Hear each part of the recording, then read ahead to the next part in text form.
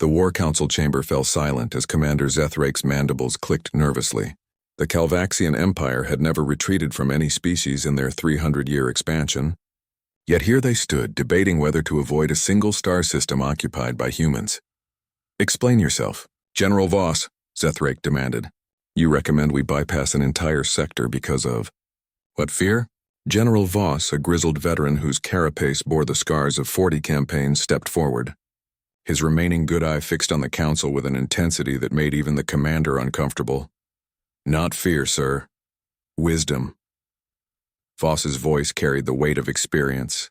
"I met a human sniper once. A long time ago during our first incursion into their colonial space. Pray to the ancients you never meet one." The chamber erupted in clicks and chirps of disbelief. Voss waited for silence before continuing. Her name was Lisa Chen. That human female killed 372 of our soldiers across 6 months. Alone. Voss's memory took him back to the jungle world of Kepler 442b, where everything had gone wrong. The humans called it New Providence. The Calvaxians had expected an easy conquest. Scattered colonists, minimal military presence, primitive weapons. They had been catastrophically wrong about all 3 assumptions. Captain Jackson Torres had been the colony's military liaison, a former Earth Defense Force instructor who'd retired to train local militias. When the Calvaxians dropped from orbit, he'd organized the defense with brutal efficiency. But it was his best student who became their nightmare. Lisa had been a wildlife surveyor before the invasion, tracking megafauna through the dense jungles. She knew every canyon, every ridgeline, every game trail across 1,000 square kilometers. When Jackson handed her a custom railgun rifle and gave her one order, "Make them afraid," she'd nodded once and disappeared into the green hell.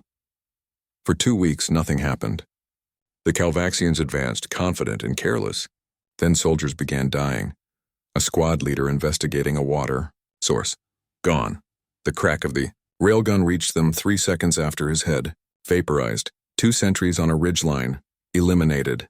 The shot came from a position 2 kilometers away, through a gap in the foliage that existed for exactly 4 minutes as the twin suns aligned.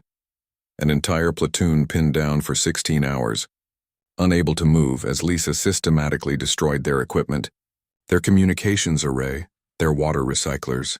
She let them live. She wanted them to spread the fear. "We tried everything," Voss continued, his voice distant. "Drones, thermal imaging, seismic sensors. Humans are warm-blooded. We thought we'd find her easily, but she moved like smoke. Where we expected her, she wasn't. Where we didn't look, she was waiting." Young Lieutenant Kess spoke up. "Surely one human couldn't stop an entire invasion force." "She didn't have to stop us, fool. She just had to slow us down." Voss's mandibles clacked with bitter memory. "Every day we wasted hunting her.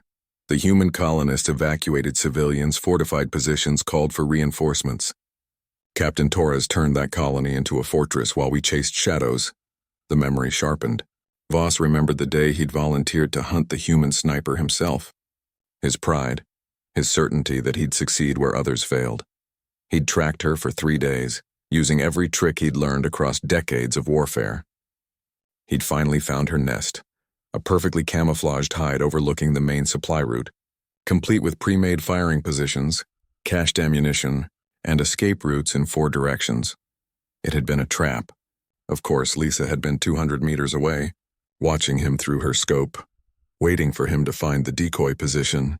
She could have killed him, should have killed him, but she'd done something that haunted him still. She'd shot the rifle out of his hands at 200 meters. Through jungle growth, she'd placed a railgun round precisely through his weapon's receiver, missing his primary limbs by centimeters. The message was clear. "I see you. I could have killed you. Remember this, Mercy." Then she was gone, vanished like morning mist. "The humans call it psychological warfare," Voss explained to the council. "That single shot broke something in me. I realized we weren't fighting an enemy. We were prey being toyed with by a predator." He pulled up a holographic display, showing classified footage from the evacuation of New Providence. "When their reinforcements arrived, we retreated, but watch this." The footage showed the human soldiers entering their reclaimed colony. Captain Jackson Torres stood at the landing pad, and from the jungle Lisa emerged. What happened next made the Calvaxian Council shift uncomfortably. The two humans didn't celebrate.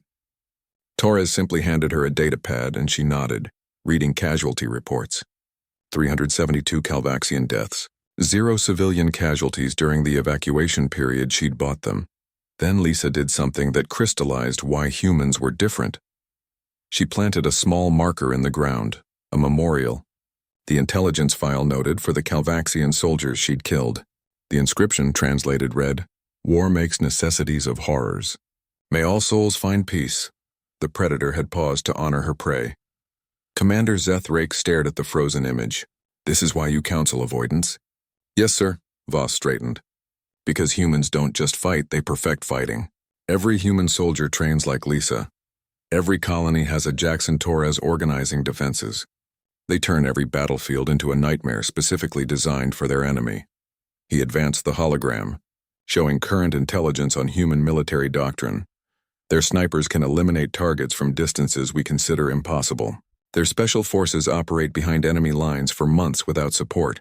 Their strategists study every species they encounter and craft counters to our every advantage. Voss's voice dropped to something almost reverential. And worst of all, they feel regret for killing us even while they're extraordinarily good at it. That memorial wasn't propaganda, it was genuine. We're facing a species that has weaponized compassion itself, because that guilt makes them try harder to end wars quickly, efficiently, and completely. The council chamber remained silent for a long moment. Finally, Commander Zeth spoke. "The vote is clear. We bypass human space. Let some other empire discover why humanity's territory expands while ours contracts." As the council dispersed, a young officer approached General Voss. "Sir, what happened to the human sniper?" "Lisa Chen?" Voss's remaining eye fixed on the young soldier. "Intelligence reports she's now training the next generation of human sharpshooters. There are thousands like her now." He paused. "Pray you never meet one." The officer paled beneath his carapace and hurried away. General Voss looked once more at the frozen image of Lisa Chen, that slight human who'd defeated an army of one. Then he turned off the display and walked into the darkness, carrying his nightmares with him. Somewhere in human space on a training range under alien stars, Lisa was teaching others the deadly patience that had saved her world, and the galaxy learned to give humanity's borders a wide berth. The end.